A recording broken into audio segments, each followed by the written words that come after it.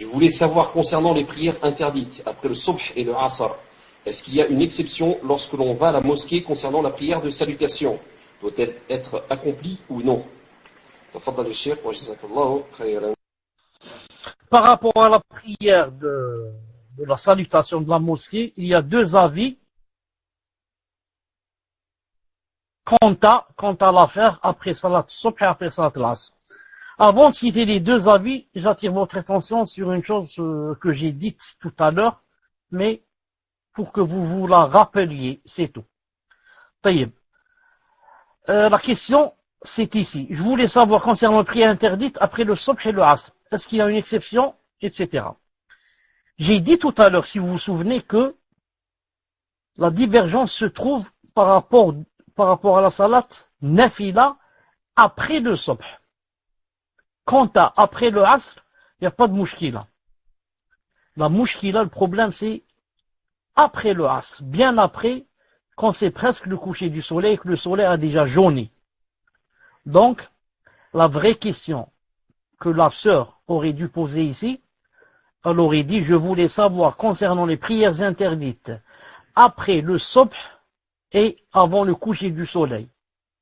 Est-ce qu'il y a une exception lorsqu'on va à la mosquée? J'espère que vous avez compris ce que je veux dire. Vous avez compris ce que je veux dire. Je reviens jeudi. Il y a une divergence, c'est-à-dire deux avis en cela. Un avis qui dit on ne prie pas, et le deuxième qui dit on prie.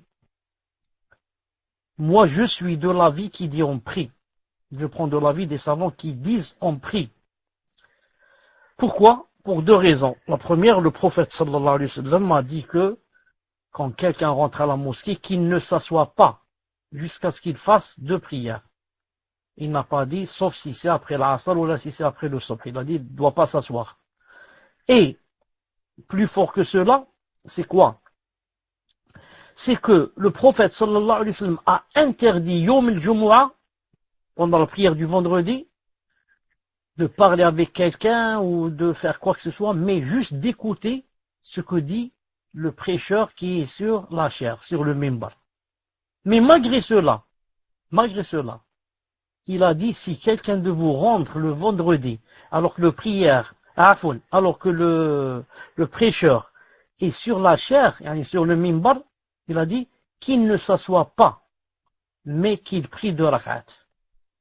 Mieux encore, il a vu un sahabi qui s'appelle Soulayk al-Ghatafani, radiyallahu ta'ala anhu, rentrer et s'asseoir. Il l'a remarqué, il lui a dit, il a arrêté sa khutbah, il a arrêté le prêche. Il lui a dit, tu as fait deux rak'at? Il a dit non. Il a dit, lève-toi et fais-les. Mais fais-les rapidement. Fais-les rapidement. Donc, le fait que le prophète sallam interdise quoi que ce soit, Yom al-Jumu'ah, quand l'imam est sur le mimbar. Ensuite, il arrête sa khutbah pour dire à quelqu'un, est-ce que tu as prié ces deux rak'at dans un moment vraiment grave d'interdiction où il faut seulement écouter à la khutbah. Ça veut dire quoi? Ça veut dire que prier ces deux rak'at, c'est vraiment quelque chose de très important. Et pourquoi c'est très important? La mosquée ne s'appelle-t-elle pas la maison d'Allah? On dit Bayt Allah. La mosquée, c'est Bayt min buyutillah. C'est une des maisons d'Allah. Taïb.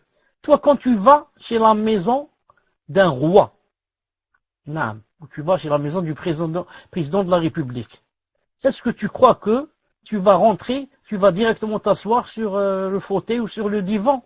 Jamais. Jamais. Tu restes debout jusqu'à ce qu'il vienne je ne sais qui te fasse asseoir. Non, tu t'assois pas. Ça, c'est seulement par révérence et par respect au propriétaire de la maison. C'est pour ça que le prophète Hassan a dit dans un hadith authentique, il a dit on ne s'assoit pas chez quelqu'un, on s'assoit pas on ne prend pas son oreiller par exemple, ou son coussin, il a dit qu'après quoi? Qu'après sa permission. Et on ne prie pas, on ne guide pas chez quelqu'un qu'après sa permission. Tu ne vas pas chez quelqu'un, tu es invité, ensuite c'est le moment de la prière, tu vas guider toi. Tu vas guider les gens, le propriétaire de la maison, ses oncles, ses frères, tu les guides. Tu n'as pas le droit. C'est lui qui guide, ou bien il te donne la permission et il te présente, il te dit guide-nous. Alors ça, c'est dans la maison d'un roi. Maintenant, tu es là dans la maison du Seigneur des rois. Le grand Seigneur, Allah Azza wa Jal, tu rentres dans sa maison et tu t'assois comme si de rien n'était. Tu t'assois et tu prends un livre et tu lis. Alors que il faut faire 2 rak'at. 2 rak'at.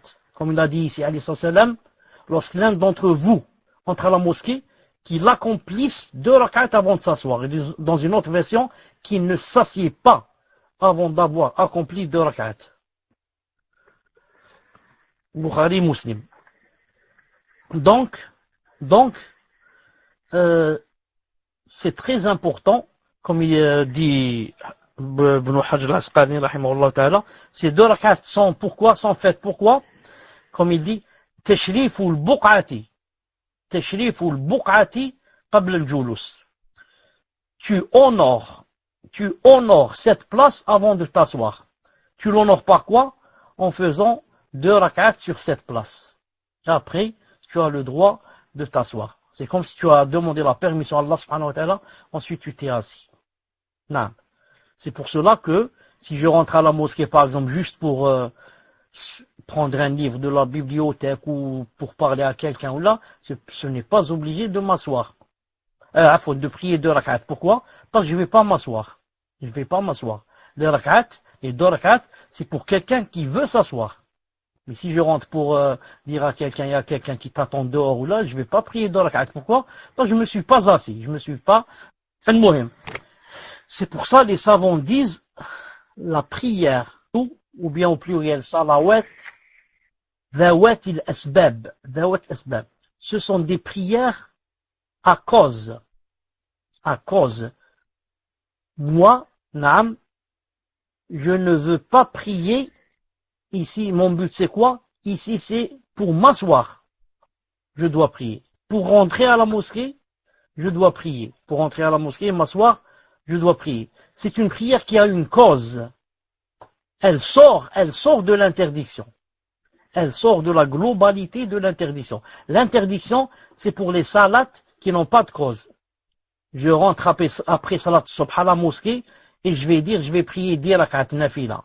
Je vais prier 4 rak'at nafila. Je vais prier 6 rak'at nafila. C'est interdit.